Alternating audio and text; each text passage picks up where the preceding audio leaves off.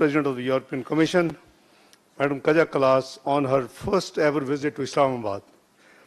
The last EU HRVP visit took place in 2019, and since then we had virtually for 7 years no visit. So EU Vice President Kaja Kallas' visit to Islamabad signifies the growing momentum in Pakistan-EU partnership. The HRVP has remained my frequent interlocutor. Our candid exchanges are reflective of the candor and trust between Pakistan and EU. We have been constantly in touch during last year of India-Pakistan war, and so are we in touch during the regional conflict between US and Iran. We believe that EU as an institution embodies the universal ideals of peace, diplomacy, democracy, and commitment to human rights. We remain committed to constructive engagement with EU and its member states. Today, Her Excellency and I co-chaired the 8th session of the Pakistan-EU Strategic Dialogue. This is the highest institutionalized dialogue between Pakistan and the EU.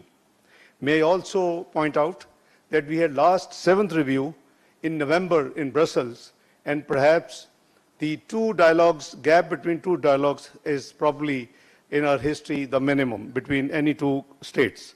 We reviewed the progress on cooperation under the various sectors of the Pakistan-EU Strategic Engagement Plan 2019, including trade, investment and development, human rights and rule of law, migration and mobility, and finally, security and counter-terrorism.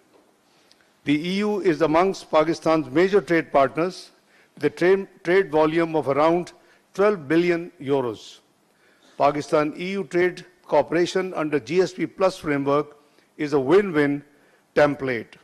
Our discussions today are focused on further enhancing bilateral trade and investment ties between EU and Pakistan.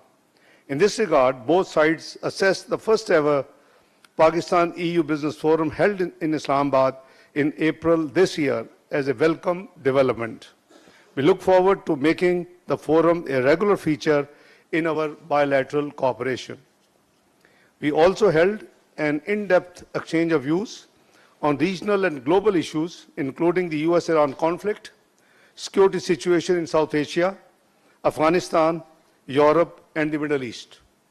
I thanked Her Excellency for EU's appreciation and supportive role for Pakistan's mediation efforts in the US-Iran conflict. We are humbled by the recognition of our efforts and will continue to work towards finding a comprehensive and lasting solution to the conflict. I also apprised Her Excellency of our concerns regarding unprovoked Indian aggression and Pakistan's principal position on the Jammu and Kashmir dispute, advocating for its resolution according to the wishes of the Kashmiri people in line with UN Security Council resolutions. Further, I shared that the Pakistan position on the Indus Water Treaty stands vindicated after the Court of Arbitration's supplemented award in the Indus Water Treaty proceedings arising from the Retal hydroelectric plant and the Kishanganga hydroelectric project design disputes. The award affirms Pakistan's central position that the treaty places substantive limits on India's water control capability on the western rivers. We have also discussed security issues and terrorism, including the presence of Fitna Khawarij and Fitna Hindustan elements on Afghan soil.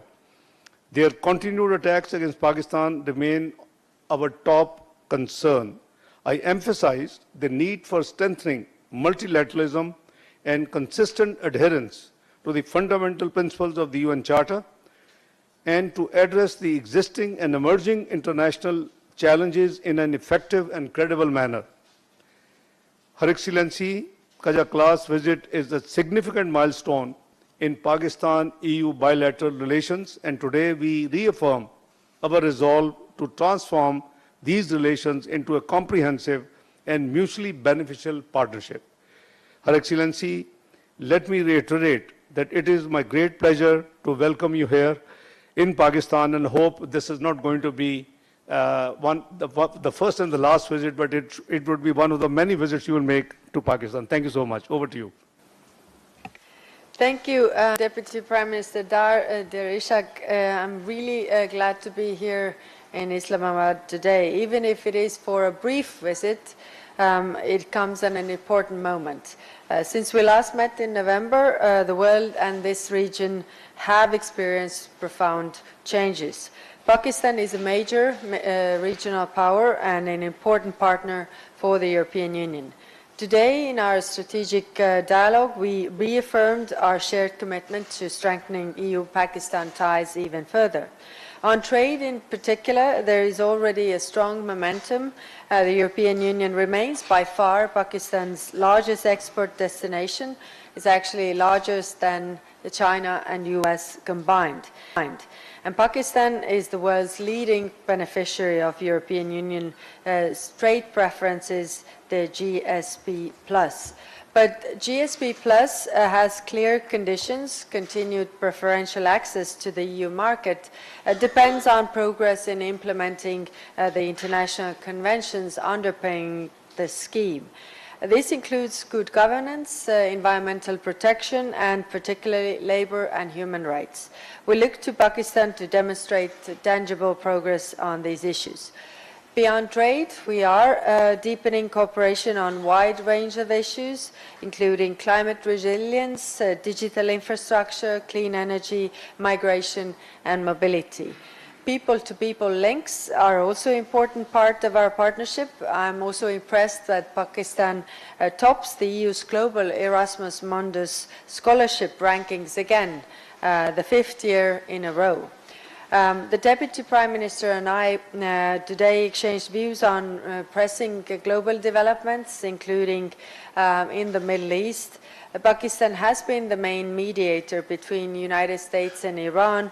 Your diplomatic efforts have helped to prevent a return to full-blown war on several occasions. And these efforts are much recognized and appreciated across Europe.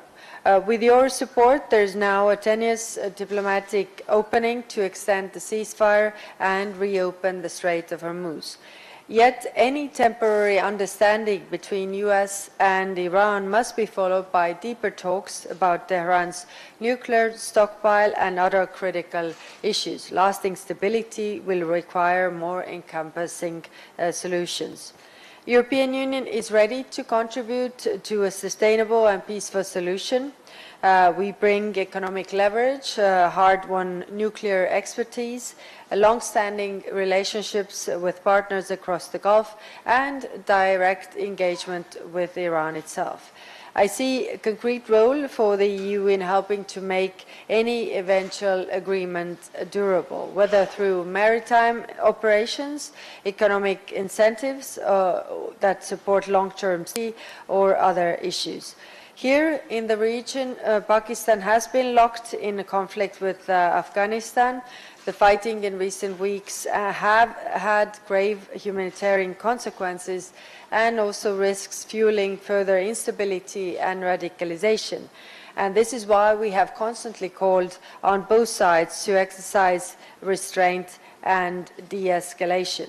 Pakistan has the right to defend itself and its people in line with the international law. We also discussed many other important topics, but I will leave it here. So thank you again, dear Deputy Prime Minister, dear Ishaq, for welcoming us here today, and I'm looking forward to continuing closer cooperation. Thank you. Thank you very much indeed.